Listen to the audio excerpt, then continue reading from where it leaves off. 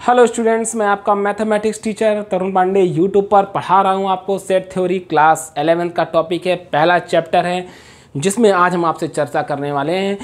चर्चा करने से पहले हम आपको एक बात बता दें कि मेरे प्रीवियस वीडियो के लिंक इस डिस्क्रिप्शन पर दिए हुए हैं।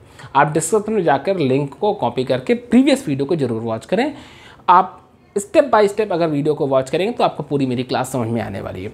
आज हम चर्चा क्या करेंगे हम आपको बताएं। आज हम आपसे चर्चा करेंगे डिफरेंस ऑफ सेट्स की, फिर हम चर्चा करेंगे सिमेट्रिक डिफरेंस पे, और उसके बाद हम आपसे कॉम्प्लीमेंट ऑफ सेट की चर्चा करेंगे।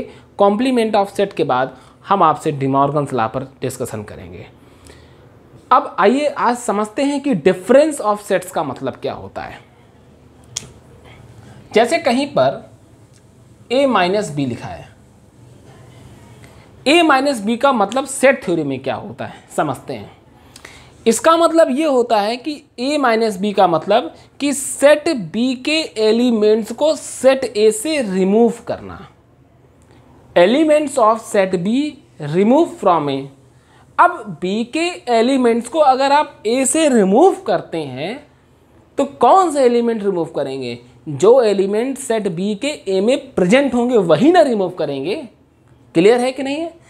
आपको हम एग्जाम्पल से समझाएंगे, फिर वेन डायग्राम बताएंगे, फिर हम इसका एक कमेंट लिखेंगे। आइए देखते हैं।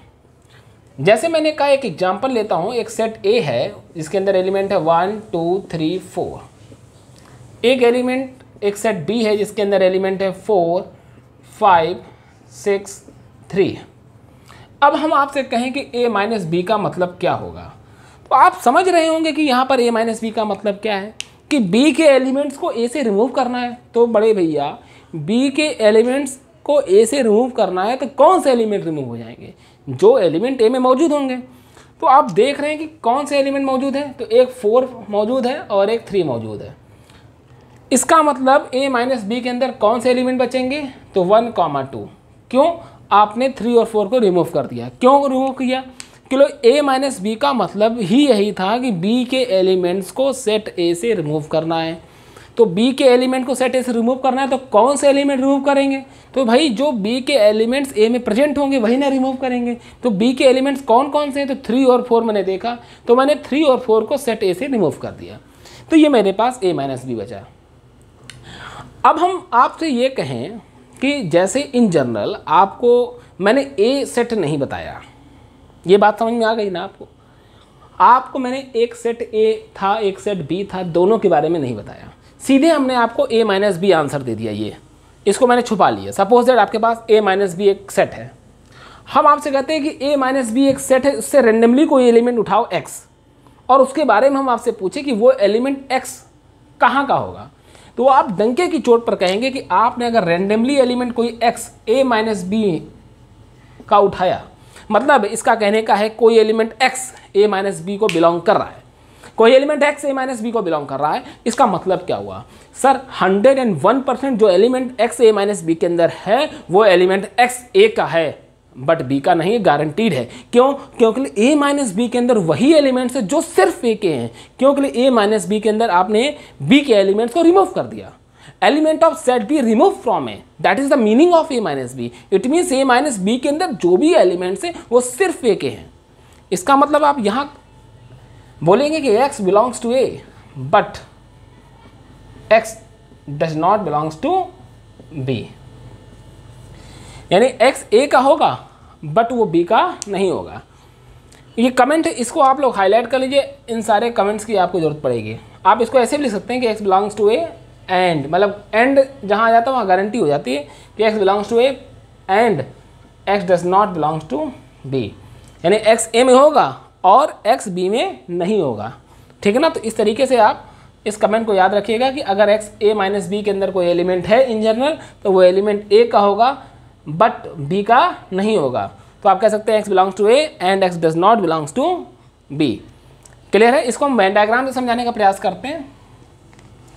जैसे मेरे पास एक सेट a है और एक सेट b है, और ये आपका एक रेक्टेंगल में ये यूनिवर्सल सेट है। अब आपसे मैंने कहा था कि a माइनस बी का मतलब होता है कि b के एलिमेंट्स को सेट a से रिमूव करना। तो अब वेन डायग्राम में हम कहेंगे कि b के एरिया को a से रिमूव करना। तो बी का कौन सा एरिया जो ए के अंदर है, तो देखा जाए इतना एरिया जो है वो ए के अंदर है। तो हम ये कह सकते हैं आपको कि ये एरिया ए माइनस बी का होगा। करेक्ट है? ये इतना एरिया जो था, इस एरिया में बी का भी कवरिंग था, तो बी के हिस्से को ए से रिमूव करना है। तो बी का इतना जो हिस्सा था ए के अंदर आ रहा था, हमने इतने को रिमूव कर दिया। तो वेन डायग्राम में हम अपने आंसर को सैडेड रीजन से दिखाते हैं, तो सैडेड रीजन केवल इतने में दिखाएंगे। अच्छा, इसको हम कहते हैं सिर्फ ए, सिर्फ ए मतलब only A. This area represent only A. ये क्या है? ओनली ए। करेक्ट है? इसका मतलब ए माइनस बी सेट के अंदर कोई एलिमेंट है तो वो सिर्फ और सिर्फ ए का होगा, बी का कतई नहीं होगा। अब आप एक बात मैं पूछूं, अगर आपसे किसी ने कह दिया कि बताओ कि number of element of set A minus B, कि ए माइनस बी के अंदर कितने एलिमेंट्स होने चाहिए, तो आपके नज़र में आप देखिए इसका फॉर्मूला मत याद करिए, बुक में फॉर्मूला लिखे हैं, आपको टेंशन हो गई याद करने में। आप फॉर्मूला खुद डिजाइन कर सकते हैं दोस्त। अगर आप बोर्ड पर देखें तो इस सेट ए के अंदर से अगर हम इतने एरिया को रिमूव कर रहे हैं तब आपको मिल रहा है ए माइनस बी। तो इसका मतलब ए के पूरे एलिमेंट्स में से, इस पूरे ए के एलिमेंट्स में से अगर हम ए इंटरसेक्शन बी के एलिमेंट्स को रिमूव करते हैं, क्यों के लिए? ए इंटरसेक्शन बी यानी जो ए और बी के कॉमन एलिमेंट एक तरीके से वही तो आप माइनस कर रहे हैं। क्यों के लिए? ए माइनस बी का मतलब था बी के एलिमेंट्स को ए से रिमूव करना। तो बी के एलिमेंट कौन से रिमूव होंगे? जो ए के अंदर होंगे ना। इसका मतलब that is the intersection element. तो इसका मतलब ये जो एरिया है क्वेश्चन मार्क, ये आपको इंटरसेक्शन एरिया है, यही तो रिमूव हो रहा है एक तरीके से ए से। तो आप कह सकते हैं number of element of set A minus number of element of A intersection B. तो यहाँ से आप देख रहे हैं कि ये ए माइनस बी का फॉर्मूला बन गया। अब इसके बाद हम चर्चा करते हैं आपसे सिमेट्रिक डिफरेंस की, उसके बाद हम चर्चा करेंगे कॉम्प्लीमेंट की। तो सिमेट्रिक डिफरेंस क्या है आइए देखते हैं।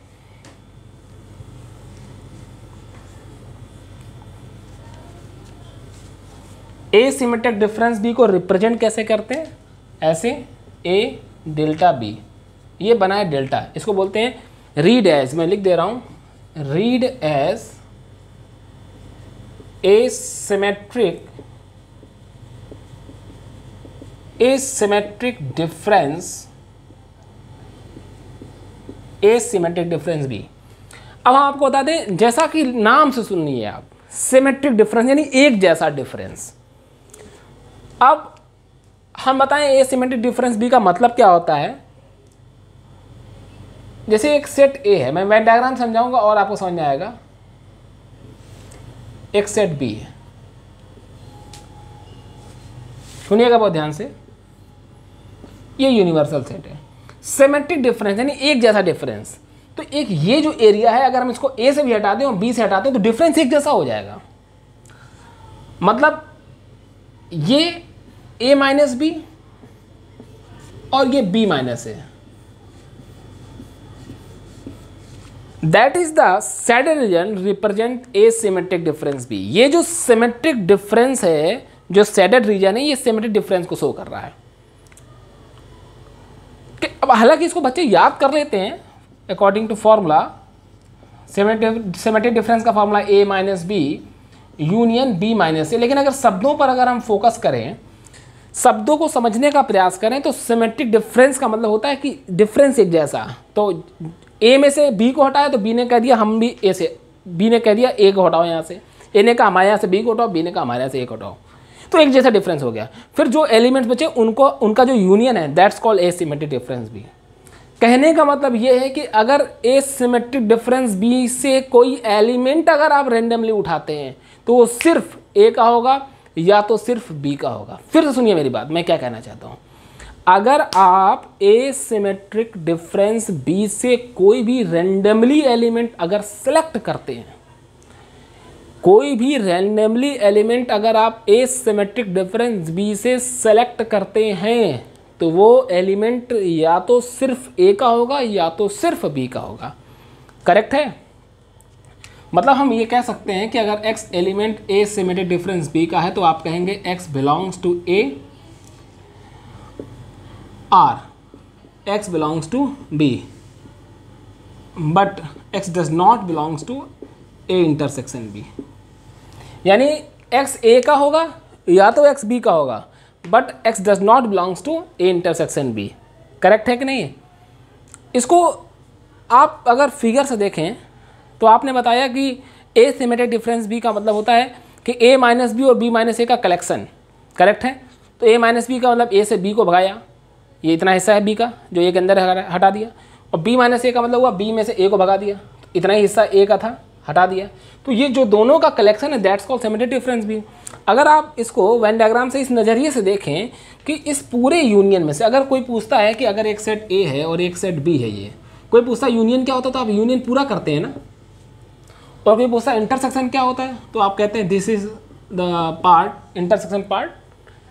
तो अब आप ये बताइए कि इस पूरे यूनियन में से अगर हम इतना हिस्सा हटा दें तो that's called A symmetric difference B. तो हम इस तरीके से भी रिप्रेजेंट कर सकते हैं कि ए यूनियन बी में से ये जो ए यूनियन बी पूरा दिखाई दे रहा है, इसमें से ये वाला हिस्सा आप हटा दीजिए, ये वाला हिस्सा एसिमेट्रिक डिफरेंस, ये वाला ए इंटरसेक्शन बी वाला।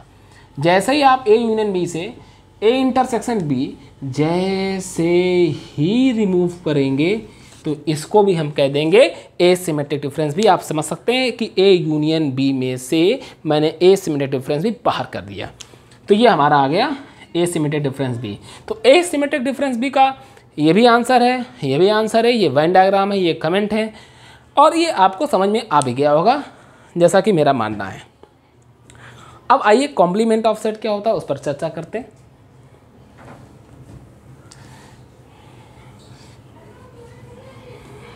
वीडियोस के लिंक को अपने क्लासमेट के पास ज़रूर भेजिए, उनको भी इसका फ़ायदा मिलेगा। अब हम आगे बढ़ते हैं कॉम्प्लीमेंट ऑफ सेट। इसको बोलते हैं जैसे कॉम्प्लीमेंट ऑफ सेट ए, इसको रिप्रेजेंट करते हैं हम लोग ए डैश से। ए डैश का मतलब होता है complement of set A. Complement of set A का मतलब क्या होता है? सेट थ्योरी में universal set minus A, that's called complement of A. मतलब u माइनस ए देख के तो आप समझ गए होंगे कि यहाँ पर यूनिवर्सल सेट से ए के एलिमेंट्स को हटा देना है। Elements of set A remove from universal is called complement of A. मतलब कोई एलिमेंट अगर हम कह सकते हैं कि u कह दें, हम इस तरीके से कह सकते हैं कि कोई एलिमेंट अगर u माइनस ए में है तो इसका मतलब वो x एलिमेंट केवल यूनिवर्सल सेट में होगा एंड x एलिमेंट a में नहीं होगा। भाई यूनिवर्सल माइनस ए का मतलब हुआ कि आपने यूनिवर्सल से ए को रिमूव कर दिया, यानी जो ए के एलिमेंट से आपने यूनिवर्सल से माइनस कर दिया, तो इसके अंदर जो भी एलिमेंट बचेंगे वो सिर्फ यूनिवर्सल सेट के बचेंगे। उसमें आपने ए को हटा दिया तो एक्स एलिमेंट जो यूनिवर्सल सेट का है वो एक्स एलिमेंट ए में नहीं होगा। करेक्ट है? क्यों? क्योंकि आपने ए को तो हटा दिया है ना यू में से। अब हम ऐसे कहें कि कोई एलिमेंट, एक एग्जांपल लेके समझाएं तो ज़्यादा समझ में आएगा।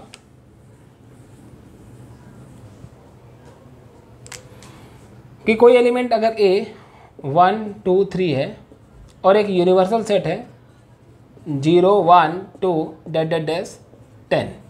अब आपसे कहें ए डैश क्या होगा तो आप कहेंगे यूनिवर्सल माइनस ए। अब यूनिवर्सल से आप ए माइनस करेंगे तो क्या बचेगा? 0 4 5 6 7 8 9 10। करेक्ट है? तो ये हमारा ए डैश है। अगर हम वेन डायग्राम से समझाने का प्रयास करें तो ये देखिए,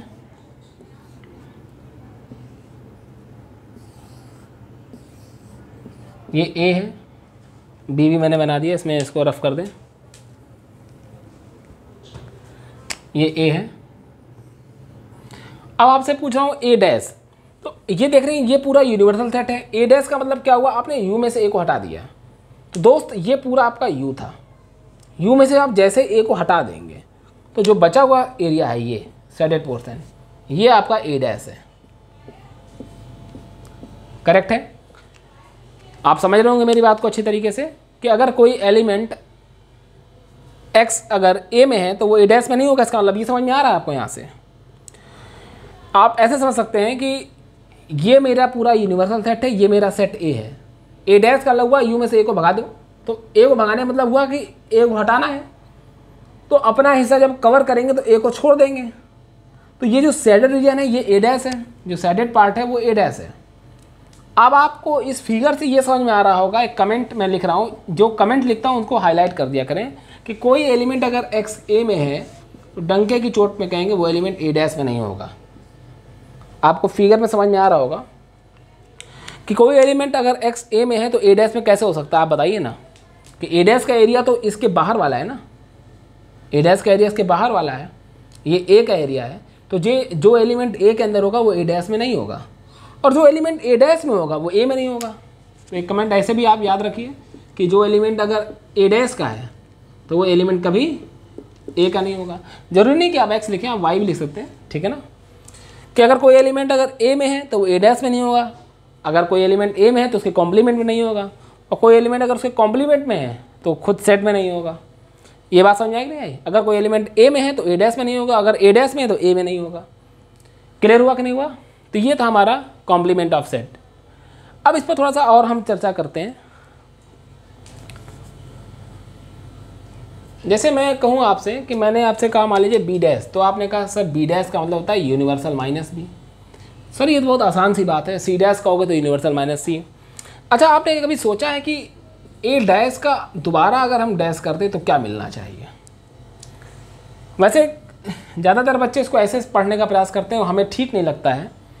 ए डैश का डैश तो कहते हैं सर ए डैश की वैल्यू यू माइनस ए होती है, ए डैश की वैल्यू यू माइनस ए होती है, तो आप ए डैश की जगह यू माइनस ए रख दीजिए और यहाँ डैश लगा दीजिए। करेक्ट है। अब किसी भी इसको आप बी समझिए थोड़ी देर के लिए, तो ये बी डैश लिखा हुआ है, तो बी डैश का मतलब क्या होता है? Universal minus B. आप थोड़ी देर के लिए सर इसको बी समझ लीजिए, ये बी है, तो बी डैश क्या हो गया? U minus B. अब माइनस अंदर जाएगा, यू से यू कट जाएगा, बचेगा ए। तो आपने बताया ए डैश का डैश क्या होता है? ए। ये इंपॉर्टेंट रिजल्ट है, याद रखना है आपको कि कॉम्प्लीमेंट का कॉम्प्लीमेंट फिर से ए मिल गया है। लेकिन आप इसको थ्योरेटिकली समझ सकते हैं ऐसे ही। आप खुद सोचिए कि जैसे एक सेट ए है, आपने उसका कॉम्प्लीमेंट किया, तो कॉम्प्लीमेंट का मतलब क्या हुआ? जैसे एक सेट ए है, एक जैसे मान लीजिए एक यूनिवर्सल सेट के अंदर आपका एक रूम है, रूम आपका सेट ए है, यूनिवर्सल पूरा एक ब्रह्मांड है, आप सेट ए हैं, मतलब आपका कमरा सेट ए है, तो सेट ए की जो बाहर की दुनिया है वो क्या है? कॉम्प्लीमेंट। आपके रूम की जो बाहर की दुनिया है वो क्या है? कॉम्प्लीमेंट है।